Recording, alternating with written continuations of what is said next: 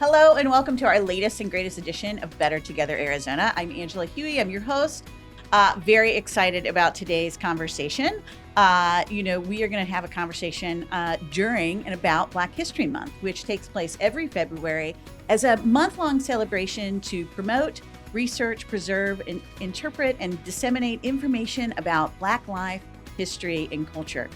African American art is infused with African, Caribbean, and Black American lived experiences, artistic and cultural moments such as the New Negro, Black Arts, Black Renaissance, hip hop, Afrofuture, help me with that one, Afrofuturism, have been led by people of African descent and set the standard for pop trends around the world. Gotta love that you set trends that literally change the entire world, which is so cool. A spirit of resilience and resistance can be seen through generations of African American artists through music like the blues and Muddy Waters and B.B. King, writers like Langston Hughes, dancers like Josephine Baker, modern visual artists like Kendra Wiley, and many, many more legends. With us today, we have two incredible leaders and artists from the Phoenix Black community. So excited to have you both here. Ashley LaRae Sampson and Ciera Holston. Ashley and Ciera work together through their business StylePhx. They also happen to be sisters, which I think is so cool. The fact that you work together and you're related. StylePhx focuses on helping people align with their personal and professional brands with their ideal self and with a special focus on art, advocacy, mindfulness, and healing.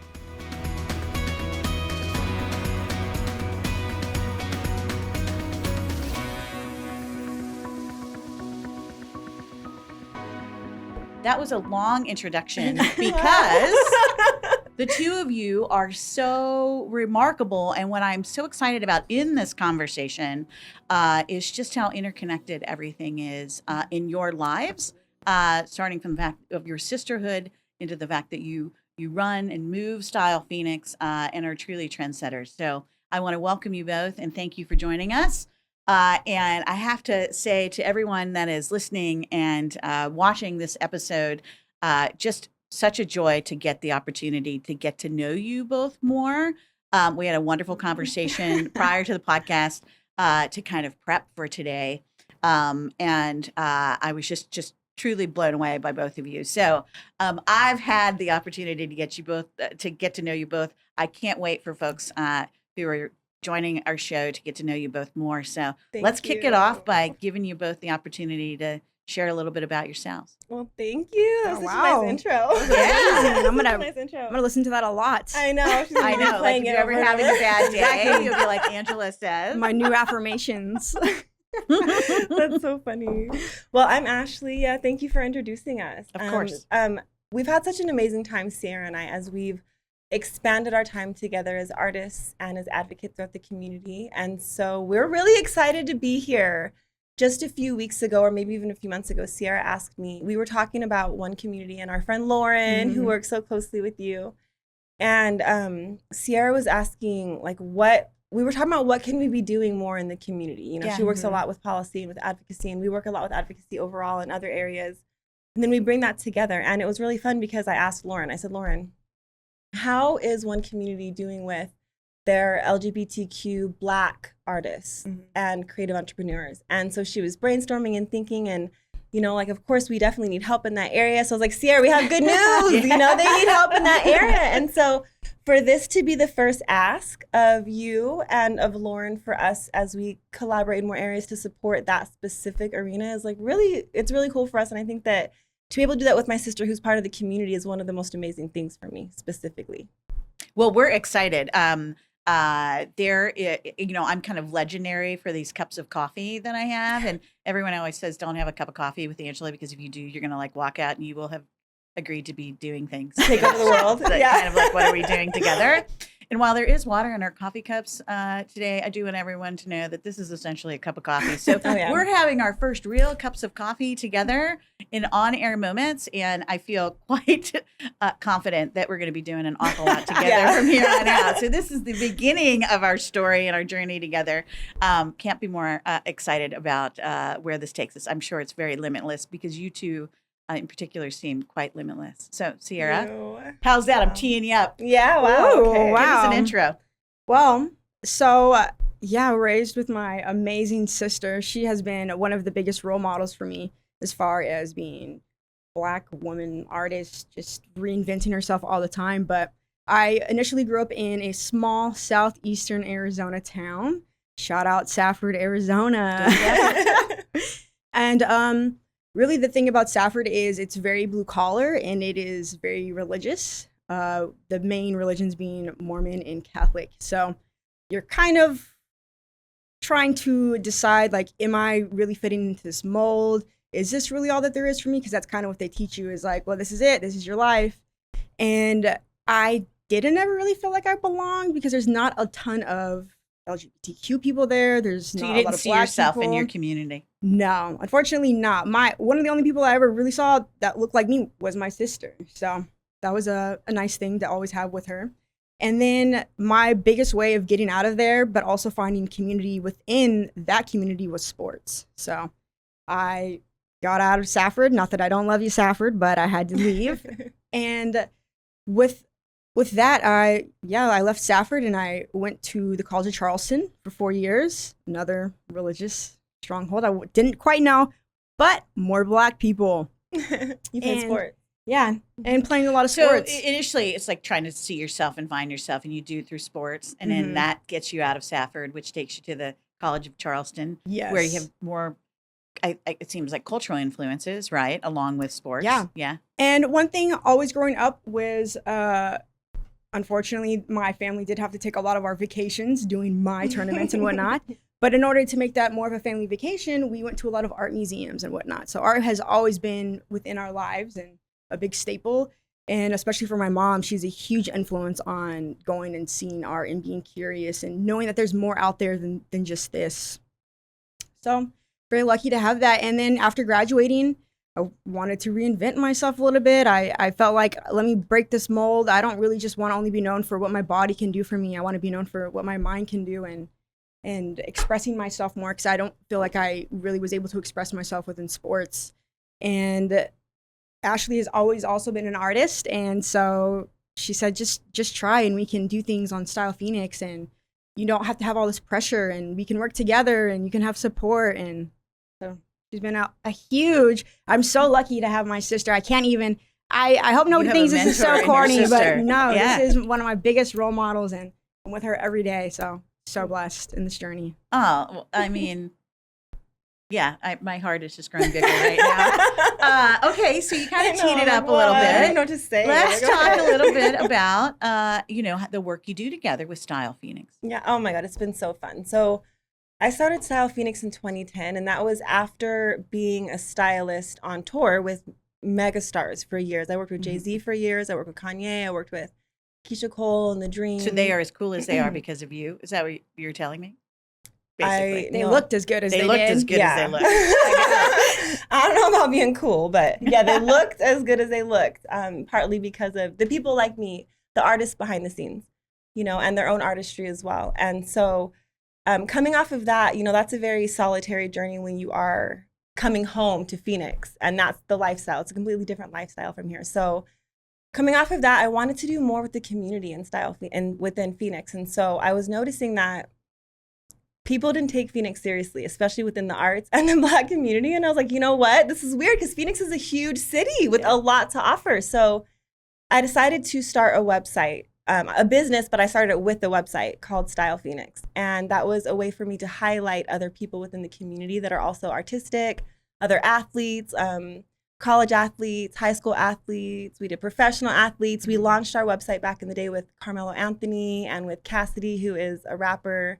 And it was just really an amazing thing to be able to use these amazing experiences that I had with others to draw people into the website, which then drew them into more artistry and more sports and more other types of advocacy within Phoenix. And so that was like the launching point for me wanting to be able to dig in more with what does Phoenix have to offer? Who are we? And, how can we come together and what intersects and, how can we even stay sane together? And it was a really rough road for so many years because it was almost it was so far ahead of its time, you know, those things that I was caring about and that we were overall caring about. But Ciera was one of our first interns. So she helped me in the music section. So when she was in high school, so we started working together a long time ago. And all these years later, when she came back from college and she started working on her own as a professional, decided that she wanted to kind of move into something different, I started asking her, like, I know you say you're not an artist, but you say you like visuals. Like, you say you like to do certain things, or you would like to do certain things. So what if you try some of those things? And it was interesting because years ago, around the same time, I had this dream that she was an artist, that I was in an art museum or art gallery and that her art was on the wall, you know? And I was like, okay, well, she says she's not an artist, but let me see if in my dreams, she's an artist. In my dreams, I saw this. I saw this. And so we started working together on little projects. You know, I have a podcast. We'd work together on her doing the visuals behind those, or doing some of the social media visuals. And it has expanded into a really beautiful thing that we've been able to actually advocate together and get into the community together, and, you know, get other artists, not only Black artists, but also Black artists, and especially Black artists, you know, and take a deeper focus on the queer community and the other communities that are now even in more despair, basically, is where we're moving, you know, forward, which is somber but powerful at the same time. And art speaks to people in so many different ways, right? Yeah, it does. And expresses, I think, the complexities of the times that we're in so many ways. Yeah. So Ciera, you kind of do go on this artistic journey, right? But you like to say that you're a late bloomer, right? When it comes to being an artist. So you come back, you're transitioning, you know, beyond your sports background. You start kind of, you know, you intern for StylePhx, but like, what are the next steps that you take? Yeah, well, one quick thing is I say I'm a late bloomer because I have this one specific memory that I'm trying to override and erase and say this isn't me. But when I was in the 8th grade, I've always wanted to be artistic because my mom and my sister are so creative. Yeah, I don't even have good handwriting, you guys, like, but I want it so bad. And I remember being in art class and I was making this clay sculpture, and it was really bad. It was so bad that every kid in class laughed at me, and including my art teacher. And they were pretty much just like, good thing you're good at sports. Oh my God. And it was really, it so bad it was good? Or was it just really don't know. Yeah. You know, I think it was Picasso? I think it was campy because it was supposed to be one thing, but people thought it was another. So but this was a traumatic experience. It really for you, was right? embarrassing for me. And especially because you try so hard to be good at all of these things when you kind of feel like you don't belong. You just want to be good at everything so that you feel like you belong, because inside you don't really feel the same way.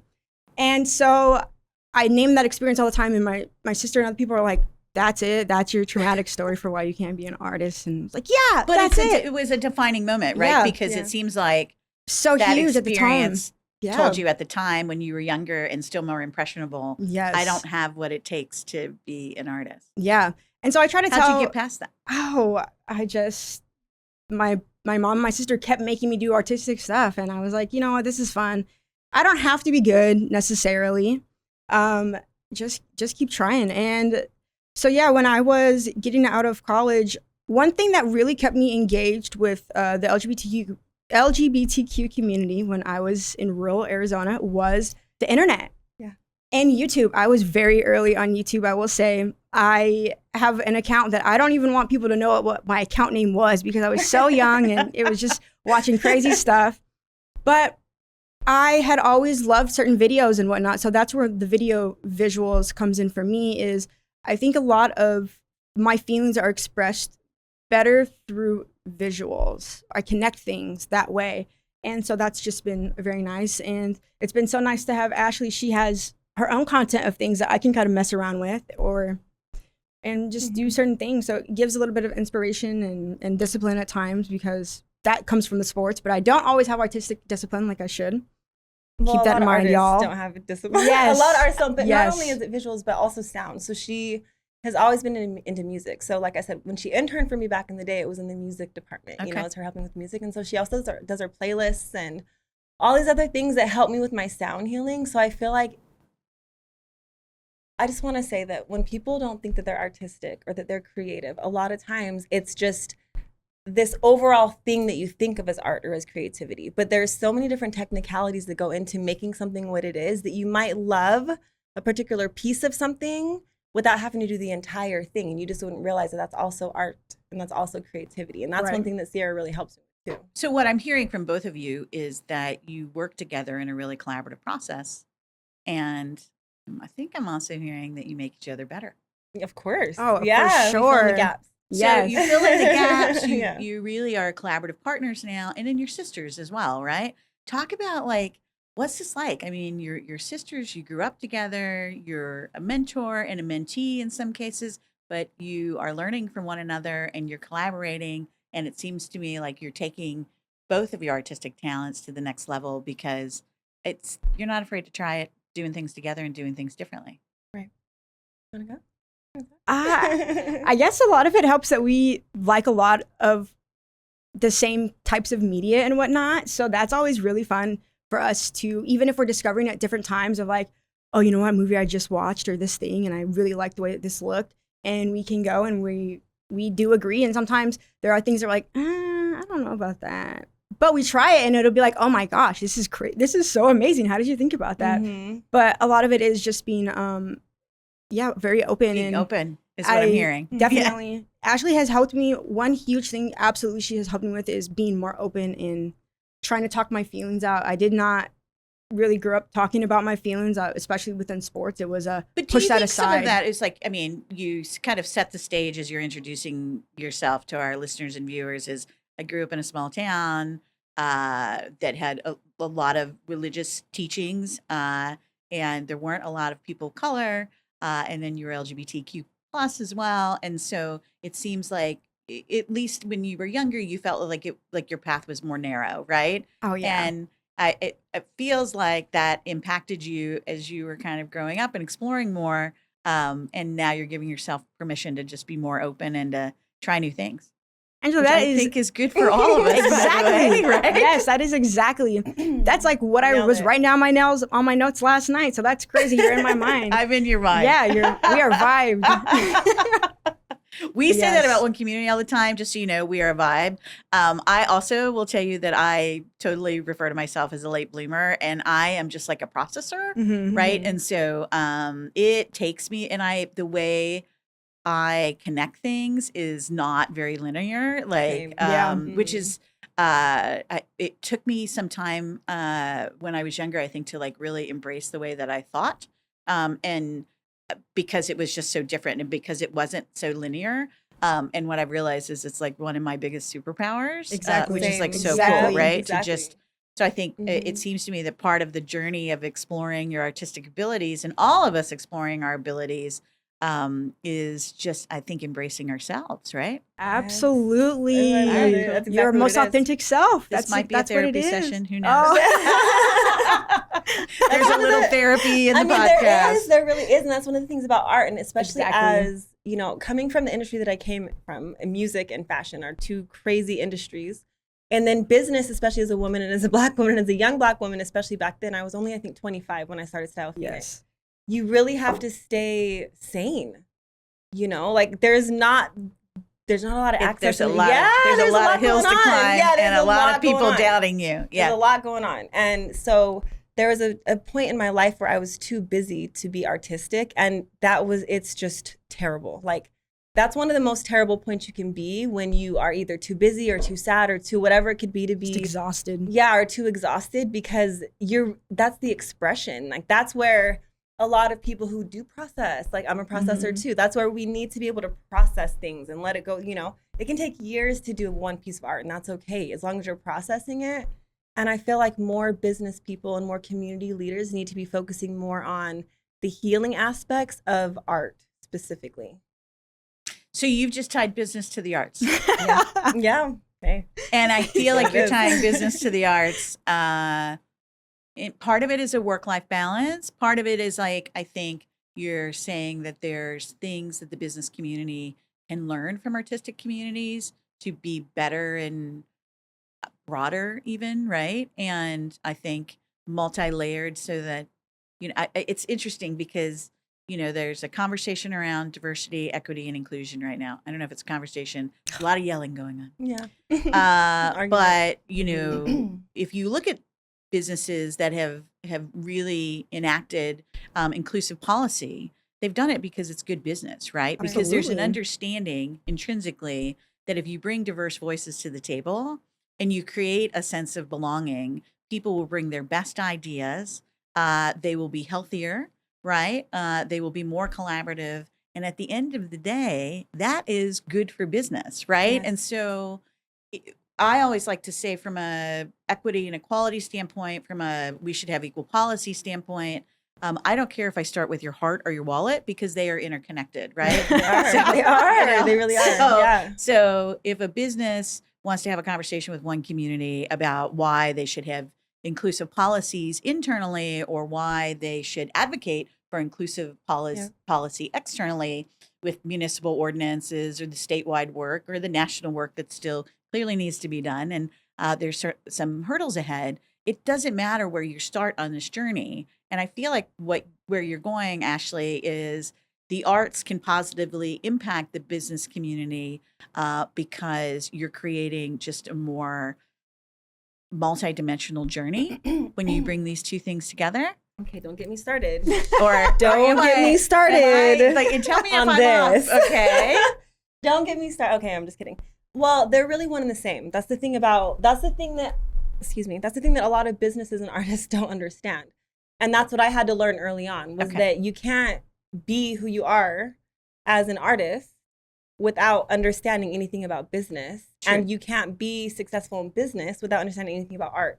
Right. And although a lot of business people don't understand art, they have to work with art every single day. So who's doing your lighting? Who's doing your videography? Who's doing your production? Who's doing your social media? Who's doing your photography? Yeah, your copyright. Who's designing your uniforms? Like, there's just, who's designing the office? Who are the architects? Like, there's just so much that goes into. And do you think it's because we just have such a narrow viewpoint of what art is? I think it's because we're disrespectful. Honestly. Yeah, I do. I think it's. I'm not sure if I'm supposed to drop the mic right now. I'm not going to, because I want to keep the conversation going. But I think Ashley just made a pretty clear point to all of us. Yes, we're just disrespectful towards anything that has to do with any kind of creative flow. And I think that goes back to policy and the patriarchy and misogyny and all of that, to where we don't, you think of business as the masculine thing, and you're going to go out there and you're going to do your business. And you think of arts as like the feminine thing, and you're going to go out there and you're going to be an artist. And our society has always done that to artists and to business people, and they've kept the women and the minorities out of business and sometimes even out of art, but they keep it to where art doesn't make money. So, It's as a though marginalized community, but it is. And if you can't make money, then you don't have the opportunity to create art. Exactly. And that's exactly what happens to so many people. And it's happened to me over the course of my life, when I had to drop certain things and pick up other things. I wasn't able to do art. I wasn't able to do the things that I wanted to do. And it was very difficult for me to process who I was, how I was feeling, the traumas I was going through, the experiences I was having. And that's what we're going into right now, is a lot of people are going to have to process these things, and they won't have the time. So how do they start shifting more into the healing and the art to go along with the fact that we're going through a hell of a moment that's not about to get better right now? Yeah, so I do feel like you are in a lot of ways having a conversation about balance. So my degree's in theater, which my parents really didn't think I'd use. Here we are. Look at us now. I use every day. Exactly. I think I use it every day. Absolutely. I don't necessarily use it in the way that, I'm not on stage. Well, perhaps I am on stage. You are on stage. Yeah, well, on stage. every time I see you, you're on stage, except for today. Yeah. Well, today I'm sitting behind and today a it's a desk, different stage. and where it's a different stage. Yeah. So, and we're on a set, right? Yeah. So, I mean, I think that's the thing too, is like not limiting this perception of what it means to be an artist, but also how much better we can be when we participate in the arts. And so and so, I mean, I think I use my degree on a daily basis. And I think that at One Community and at Full Swing Studios, where we're at today, we're storytellers, right? And when we can tell our story and people get to see LGBTQ people as who we are. And I like to say we're just as boring as everyone else. Right. Not all these things that are in your head that you should be afraid of. The fear comes down, and the opportunity to meet people where they're at and just have really thoughtful dialogue and to bring folks along is very present. So I would say that I use my theater degree quite often. Yes. Absolutely. And in order to be a good artist or a good creative, and I say a good business person, honestly. Yeah. You do have to know how to process. Yeah. You know what I mean? As you said before. And so I feel like you process through the art. It's like that's one of the easiest ways to process is through your own artistic journey. And so for you guys, if it's storytelling, that's one way. And it's only one way. Think about all the other ways too. And that's the one way that I'm talking about. But I think that, yes, there's a number of ways that we use storytelling and visuals and visual art, to your point, to tell the story of one community and the community that we serve, right?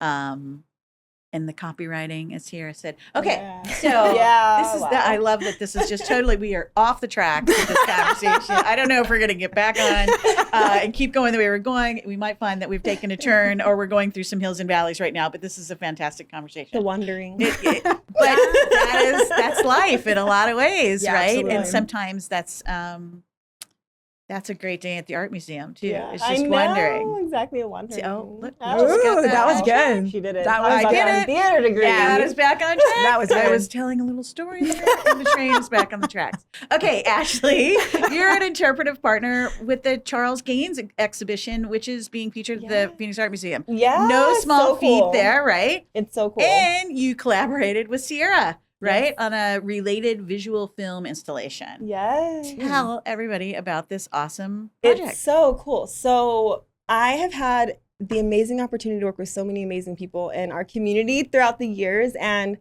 some of them have asked me over the years, like, what do you guys need? Like, where are you and what do you guys need? And one of those people is Chanel Poe. I don't know if you've ever met Chanel Poe, but we were talking about Black art and how we need to connect more with Black arts and the local art museums and art galleries. And there, everybody's doing a lot, or some people are doing a lot, but there could always be more.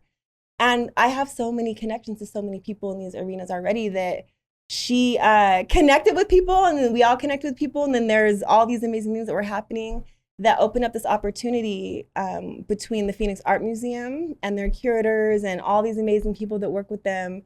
And they picked, I think, 5 Black artists as their inaugural interpretive partners. And we are working with the Charles Gaines exhibition, Numbers and Trees, Arizona series. And it's amazing. Have you been? I have not been. Okay. You have got to go. Yeah, okay. Tell me more. It's amazing. So Charles Gaines is an amazing artist, and he uses so many different forms of artwork. So he uses sound and frequency. He uses manifestos. He uses trees, like he's, like actual trees. Some of them are in Arizona. He uses number systems, different color systems. There's just so much that he has to offer with his art over the years. He's an older Black gentleman, and I love supporting any Black artists. I love to see the perspectives. And so what the art museum asked of the interpretive partners was to help interpret from our perspectives different pieces of artwork, or to help share from our perspectives different things that are happening within the museum's exhibition. And so I actually chose one of his artwork pieces called Freedom's Jubilee. And so when you go into the art exhibit, you'll see my name first. Like there's like 5 of our names on there, which is wild already to see that when you very first walk in. How does it make you feel? You walk into the Phoenix Art Museum and there's your name in lights. Well, even before this, we go to the art museum all the time. We are like frequent flyer. We had yearly membership subscriptions. Do you have like a platinum? Like, do you have the extra access pass? Like, is there like a... They know the docents know us by name. So I was able to do... I've hit a really amazing part of my career to where I feel like, okay, I made it. I made it. I've been doing this for a long time. But I hit that part with the art museum twice, and one of them is now, and then the other one was leading. There's a shift time, where it's like the beginning of the new level, and then when you're like, okay, whoa, I can get kind of comfortable here. Yes. And that was, I think it was last fall. I did. I'm a public speaker too, and I did a workshop or a presentation on 50 years of hip hop because of my background, in the hip hop industry with fashion, with the Phoenix Art Museum and Arizona Costume Institute. And that was a moment that I was like, did I make it? Like, wait, how do I feel? Like, this is a place I want to be. And then becoming an interpretive partner was a whole nother level of, they value my art advocacy. That was one of the things that they based it on, is who I am as an advocate within the community and within artists and Black artists and as an artist. And I was like, okay, well, that's a different thing. And then them asking us if we could be part of the Black History Month celebration for First Friday with the Charles Gaines exhibition. And it's not only with that, it's with the whole art museum, but I'm a partner with the exhibition. So asking to do that, and me being able to say, hey, yes, and Ciera, being able to ask Ciera, do you want to do this? Because that's really amazing. And I feel like that's another point where, First Friday is in 1 week from now when we're recording. So I'm sure that when we're listening to this, when it comes out, I might have already, embraced it all. But it's like I help a lot of people over the years align with their ideal self. And there's a point where you are where you are, so we're here right now. And then I walk you through sometimes a visualization or other questions that help you align with you in maybe 5 years or in 3 years. This is beyond for me. Like, I just did. I've realigned myself a lot over the years, but this is like some things just kind of spring out of nowhere to where you're like, oh, this is an opportunity? Yeah. I didn't know to even align in this way. I aligned above and beyond what I wanted to. And so it's now to a new point where I'm like, okay, well, I guess I need to do my realignment again for myself. What I'm hearing is, in a way, this is beyond your wildest dreams. It is. It's hard to soak it up because I didn't know. Yeah, it was a dream. I didn't know it was like a thing that I didn't know until you got here, and then you're like, yeah. I'm like, this is really cool. This is really, really cool. You know what I'm grateful for in this conversation is that I think you both are making just following your life's pursuit very tangible for folks. I think so many times we're told we can't, right? Or you are reaching for the stars, and you need to like minimize how far you think you can go. And you are both proof positive that if you are dedicated. And you work hard, that anything is achievable. And to see you at a young age saying, wow, this was really beyond all of the things that I had set for myself. Yeah. And to know that you have so much life and living and creating ahead of you, I think is remarkable and inspirational. Thank you. Yeah, it's been fun. It's been a fun, unique experience. So I'm trying to soak it up, the celebration. And you've touched on this a couple of times in our conversation, that you think that art is healing, right? And we need to use art to heal. And for centuries across all cultures, that's what art has been used for, right? It's been used for healing and exploring and self-identity, all things that both of you have touched on so far in our conversation. Talk about the themes that you tend to explore in your art as you move forward, as you have taken your art and your expression to the next level. What's behind like the next door? And this is an awesome place that you have reached. And also there's so much responsibility that comes with it, which I think you seem to understand. Yeah. So with that responsibility that comes with going to the next level, right? What do you want to communicate? Well, it's actually pretty touchy. I do a lot of different types of art, and I'm grateful for that. And fashion is one of them. I like to paint. There's just a lot of things. But I was able to, and I needed to, and this is what I think a lot of people are going to have to do, to process a lot of the traumas, like I said before, that I've been through poetry and through writing. And so a few years ago, it was spring 2023, I wrote this poetry book called The Hero Hauntings. And it ended up being so many poems that it became 2 different books. And then it's 2 books in one now. And then we have some amazing guest poets. Ciera opens up the second book for the forward with a really amazing poem too called Begin Again. And we have another friend, Stacey Renee Eden, who is a 3-time slam poetry. Amazing. Yeah, poetry champion, who opens up the first book with a poem called Greatest Hits, and that line opens up with When the Predators Come for Poetry. And I feel like that's the perfect intro and forward to the poetry that I was using to process so many different things that have been happening all around me. I have a poem called Untitled Genocides. Like, there's just so many different things that go into when you're processing things around the world. And so the poetry book will be out soon. It's been on it's been on pre-sale for a while because of the things that have been happening in the media and in the community and the things that relate to the things in my book. But one of the biggest things, and this is probably the biggest moment in my vulnerable career. I've had a very vulnerable career. One of the biggest moments is reading the poetry and just learning what's been happening behind the scenes. I keep bumping in this. What's been happening behind the scenes? I'm like, and the anger, you know, and the despair and the true terrible, terrible feelings and truths that you process when you're processing what's really been happening behind the scenes in anybody's life a lot of times and in the community overall. And so with that, I really want to use my artistry, my poetry, my advocacy to help others understand that we are going through some really shitty things. And even if it's not us right now, a lot of us have been through some really shitty things, and that we can talk about it, we can address these things, we can process these things through art and other things as well. And that's how we can stay as balanced and as sane as possible, especially if we really want to be a leader in the world and want to help others in any way. We have to kind of figure out how to get it together, and that means processing.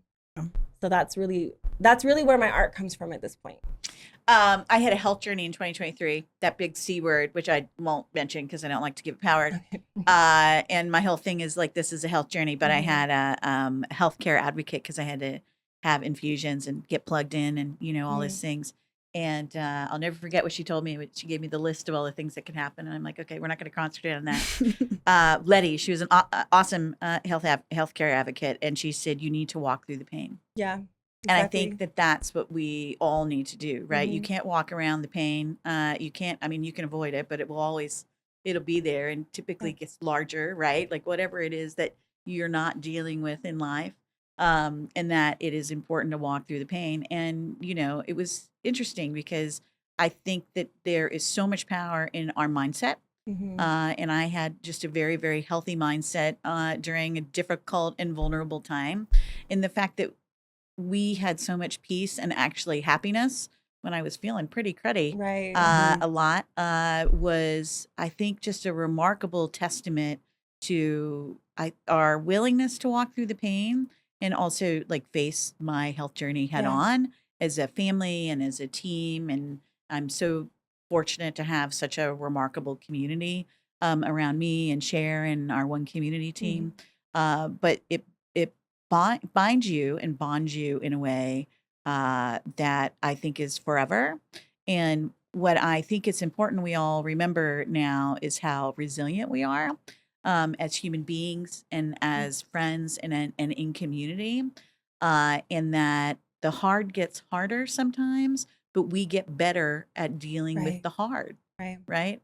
And so I'm grateful for the difficulties in the journeys. They remind us, I think, of how precious and remarkable life can be. And we're all going to need one another for the next couple of years, I think. We do. For sure. We really will. Yeah. Another thing too with healing is sound healing. Okay. Have you ever tried it? I brought my 2 new forks for later. No. Apparently, we're not just having lunch today. There could be some forks involved. I'm the one who always has these random sound instruments that I just pop out. But I'm like, do you want to try these? And it's really fun. Yeah. Seriously, I do. Okay. But sound healing too. You know, there's scientifically proven frequencies that can actually help us in our bodies and our minds with our brain chemicals. There's just, you know, unlocking different memories that are stored in our bodies. There's a lot that goes into it, but I feel like that's one of the things too that is such an easy thing for us to focus on to help us stay balanced and maintain ourselves as artists, as entrepreneurs, as business people, as nonprofit leaders, is sound healing, mindfulness, visualization, meditation, EFT tapping, affirmations, hypnosis, stretching, yoga, you know, and also the arts and processing and being able to focus your energy and your creativity also towards impactful business and impactful entrepreneurship and impactful leadership within the community. And I feel like that requires us to be somewhat healthy and somewhat aligned. You know, the better, the healthier, the more aligned, the better. But it's just really difficult to get where you want to be without maintaining that, you know? Yeah, I mean, I think really so much of what we're talking about today is the importance of self-care, Yeah. right? And we have to take care of ourselves so that we can go out and face the world and Yep. climb up whatever mountain it is that we need to climb up that day, right? Yeah. They say self-care is a radical act. It is a radical act. I Very, don't yeah. think it's radical. I think it's pretty cool. You It know? is cool, but Yeah. I think that The they say it's time. radical because it's not, they don't want us to focus on that. You know, a lot of the communities around us that are trying to squash something, whatever it could be, they usually don't want you to be focused on your self-care. They want you to be focused on working or on like being upset or, Exactly. you know, the other things that don't usually include helping yourself. Well, pretty much just being in a survivor mode all the time. So yeah, you don't have the time to enjoy these little things and kind of have the spark of, we can get through this. Look at this. But we Look at can get, this. number one, whatever it is, we can Yeah, get through it of because we course. are remarkably Absolutely. resilient. Number two, I think you have to, you know, when I was a kid, I was like, you have to be selfish so you can be selfless.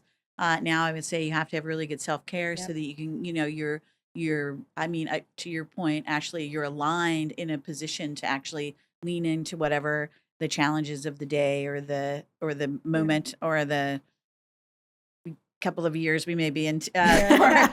and must I think you just have to overflow. take it day by day too. And then to your point, Ciera, you know, there's intentional like you've got these executive orders that are flying out at rapid speed. I'm hoping that the new president has writer's cramp and takes a break for a couple of minutes. But it's very intentional because it really is meant to, you know, in particular, keep marginalized communities and diverse communities on their heels. And because if we're back on our heels and we're reacting, we're not taking the time to process things. Or they say and they're to be flooding the zone. responsive. Yeah. Mm-hmm. Yeah, they're definitely flooding the zone. Yeah. I've told people that you have to look at the next 4 years like a football game. It's a game. Yeah. It is. And, you know, there's 4 quarters. And in the first half, the job is to work together and have a really good defense and look for the openings because there's always an opening. And be prepared for that opening when it comes. And you can't do that if you're always back on your heels. Exactly. And then we're going to get to halftime. And hopefully, you know, there'll be some reshuffling of players. Time will tell. And then we got another half to keep moving the football. Yeah. So I'm all about football right now. That's I where I'm at. know. I know. We love sports over here. Big So we're sports with fans. it. Well, Yeah. I mean, come on. Yep. Yeah. All right. Well, I want to thank you both so very much. Tell us more about like the Charles Gaines exhibit. Tell us more about so folks can find StylePhx. Is it StylePhx.com? Yeah, StylePhx.com. You can find the pre-order for the book. It'll be out soon. Maybe even by the time this is out, that'll be out too. But at theherohauntings.com. Okay. The Charles Gaines exhibit is amazing. Like I said, it's going to be at the Art Museum until March 9th. And then the first Friday of every month is really cool for anything in Phoenix with art. So art gallery, obviously, too. First Friday at the Art Museum is really great, too. And I don't know when this is coming out, like I said, but... It's going to be out in a couple weeks. Okay, so we'll have already passed the first Friday where we're doing our visual art, but we'll be projecting our visual art piece. It's like an experimental short film called The Hero Hauntings, A Mystical Wandering Through Poetry as Protest. And I'll be doing some sound healing there too, which like I said is one of my things. And so anybody who wants to go visit that art exhibit, please go visit it before March 9th. And otherwise, you can catch us at StylePhx.com and theherohauntings.com for the book. And then my Instagram is ashbash_StylePhx. Awesome. We will put all of that in everything. Yep. in the descriptor for the podcast. I want to thank you both. What a great way to, I think, really explore Black History Month and the remarkable artists that you are. Thank you. Oh, let's see. What's your Instagram? My Instagram is CXHEIR, like sea air. Yeah. Yeah, thank you so much for having us. This was amazing and so fun. As always support your local artists if you can. When you go to like farmers markets and whatnot, try to buy local art or prints. Also, check out the Phoenix Art Museum. We have a great Black and queer collection and just overall collection. If you haven't been in a long time, always support. Thank Awesome. you so much, Support. Angela. Yes. Thank you. We'll do it again. Thank you.